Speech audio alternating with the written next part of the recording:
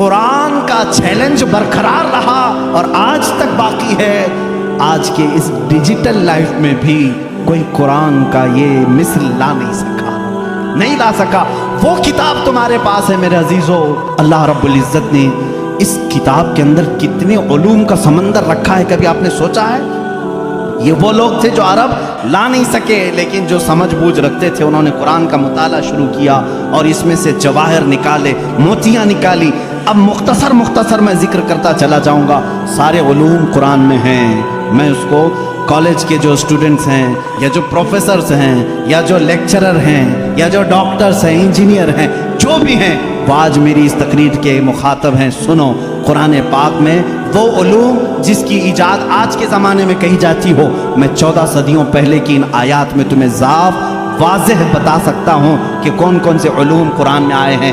آپ نے شاید پہلے دن ہی سنا ہوگا، آسٹرونومی. یہ وہ علم ہے جو علم الفلکیات جس کو کہتے ہیں، آسمان کائنات کا علم. آسمانوں میں کیا ہے، گیلیکسی میں کیا ہے اور کیسے دنیا وجود میں آئی، اس علم کے جاننے والے آسٹرونومی کہلائے جاتے ہیں.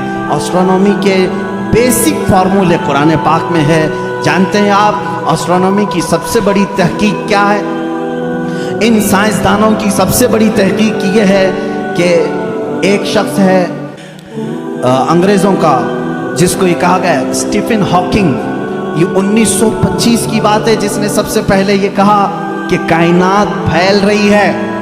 1925 میں 1925 میں سب سے پہلے اس نے یہ کہا، میں دیکھ رہا ہوں گیلیکسی میں سٹارز دور دور ہو رہے ہیں اور پھیل رہی ہے یہ کائنات. اس نے وسعت کائنات کا نظریہ سب سے پہلے دیا. اور قرآن کہتا ہے وَالسَّمَاءَ بَنَيْنَاهَا بِأَيْدٍ وَإِنَّا لَمُوسِعُونَ. آسمان کو ہم نے اپنے دست قدرت سے بنایا ہے اور اس کو ہم قیامت تک پھیلاتے رہیں گے. قرآن کہہ رہا ہے اس کو ہم پھیلاتے رہیں گے. اور یہ ہے آسٹرونومی کے لیے، یہ جو جس کا نام میں نے لیا ہے اسٹیفن ہاکنگ، اس نے کہا یہ 20ویں صدی کی سب سے بڑی تحقیق ہے. مجھے معلوم نہیں 14ویں صدی میں 14 صدی پہلے ہی یہ تحقیق اللہ کے کلام میں آ چکی. عزیزان گرامی، اور یہ آپ کو بگ بینگ کا جو میں نے بتایا تھا فرسٹ ڈے، آپ نے سنا ہوگا. اس زمانے میں نہیں، بلکہ یہ بگ بینگ کا جو وہ لایا ہے جس نے آسٹرونومی میں، جو سب سے پہلے سائنسدان نے کہا کہ پہلے یہ زمین آسمان سب چیزیں ایک ہی تھی، ایک بڑا دھماکہ ہوا، اس سے پوری کائنات پھیلی. ان کا اب جا کر کے یہ نظریہ ہوا کہ ایک بڑا دھماکہ ہوا، اس کے بعد سب چیزیں الگ ہو گئی. چاند الگ ہوا، تارے الگ ہوئے اور سورج الگ ہوا، زمین الگ، آسمان الگ. اس تھیوری کو قرآن نے خود بیان کیا ہے. اولم یر الذین کفروا ان السماوات والارض کانتا رتقا ففتقناہما. اللہ فرماتا ہے اے محبوب، کیا نہیں دیکھتے وہ کافر اب بھی انکار کر رہے ہیں، زمین اور آسمان ملے ہوئے تھے، ہم نے ان کو پھاڑ کر کے الگ کیا. فتقناہما، فتق کہتے ہیں ایسا زور کا دھماکہ ہونا اور جھٹکا دینا جس سے ساری چیزیں بکھر جائیں. اور قرآن نے اس بگ بینگ کا ذکر کیا ہے. یہ اور بات ہے کہ اس کی تحقیقات اور ہوتی رہیں گی. آسٹرولوجی جس میں علم نجوم ہے، اس کے متعلق بھی میں نے بتایا تھا کہ ستاروں کے متعلق بلیک ہول کا تذکرہ سورہ واقعہ میں موجود ہے. اللہ فرماتا ہے لا اقسم بمواقع النجوم، قسم ہے ان جگہوں کی جہاں جا کر کے ستارے فنا ہو جاتے ہیں، اس کو آج سائنسدان بلیک ہول کہتے ہیں. یہ آسٹرولوجی ہے. اور بوٹانی جانتے ہوں گے آپ، علم نباتات، پودوں کا علم، یہ ایک پورا باضابطہ ایگریکلچر. اس پر تو یونیورسٹیاں قائم ہیں جس میں پودوں کی نشو و نما کے متعلق تحقیقات ہوتی ہیں. اور قرآن اس کی تمام تفصیلات بتا رہا ہے. وَمِن كُلِّ الثَّمَرَاتِ جَعَلَ فِيهَا زَوْجَيْنِ اثْنَيْنِ. اللہ فرماتا ہے ہر پھل میں ہم نے میل اور فیمیل رکھا ہے. آج کے سائنس کہہ رہا ہے ہر درخت میں میل اور فیمیل ہوتے ہیں. یہ قرآن کے وہ علوم ہے. بوٹانی اس علم کو کہتے ہیں نا. اب میرے پاس اسٹوڈنٹس ہوں گے کوئی ایگریکلچر کے، درختوں کے، پیڑ پودوں کے معاملات کے سلسلے میں قرآن کی ایک نہیں 10 آیتیں میں تمہارے سامنے پیش کروں گا. اس کے علاوہ زولوجی، آسٹرولوجی کے علاوہ زولوجی جانوروں کا علم، حیوانات کا علم.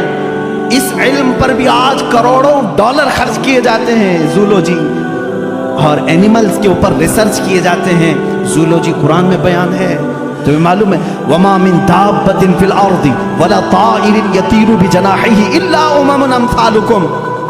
ایک سائنسدان ہے, اس سائنسدان کا نام میں تذکرہ نہیں کر رہا ہوں, اس نے سب سے پہلے کہا جانوروں میں بھی انسانوں جیسی کچھ عادتیں ہیں, میں نے ان پر تحقیق کی ہے. اس سائنسدان نے کہا, اور رب تعالیٰ فرماتا ہے زمین میں کوئی جانور ایسا نہیں اور اڑنے والے پرندوں میں کوئی ایسا نہیں, الا امم امثالکم, وہ سب کے سب تمہارے جیسی سوسائٹی رکھتے ہیں, تمہارے جیسی سوسائٹی. ان کے خاندان ہوتے ہیں, ان کے اپنی برادریاں ہوتی ہیں, ایک ہی خاندان کے ساتھ اڑتے ہیں, آتے ہیں, جاتے ہیں. یہ پرندوں کا معاشرتی معاملہ یہ زولوجی کہلاتا ہے, آج کی تحقیق میں ہے اور قرآن میں موجود ہے.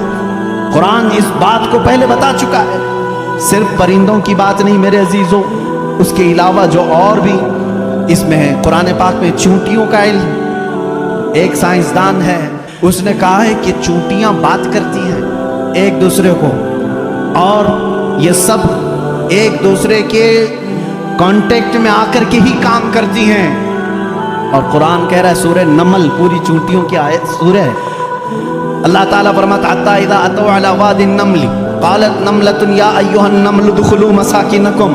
جب سلیمان علیہ السلام اپنے لشکر کے ساتھ سے گزر رہے تھے تو ایک چونٹیوں کی وادی کے پاس آپ آئے, تو اللہ فرماتا ہے چونٹیوں کی جو بڑی سردار تھی اس نے ساری چونٹیوں سے کہا یا ایھا النمل ادخلوا مساکنکم, اے چونٹیوں جلدی جلدی اندر داخل ہو جاؤ, کہیں سلیمان علیہ السلام کا لشکر تمہیں بے خبری میں روند نہ جائے.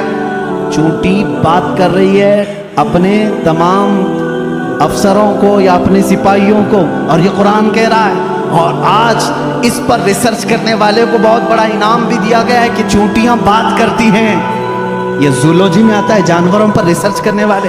شہد کی مکھی پر ایک بندہ ہے جس نے ریسرچ کیا اور اس کو نوبل انعام ملا ہے.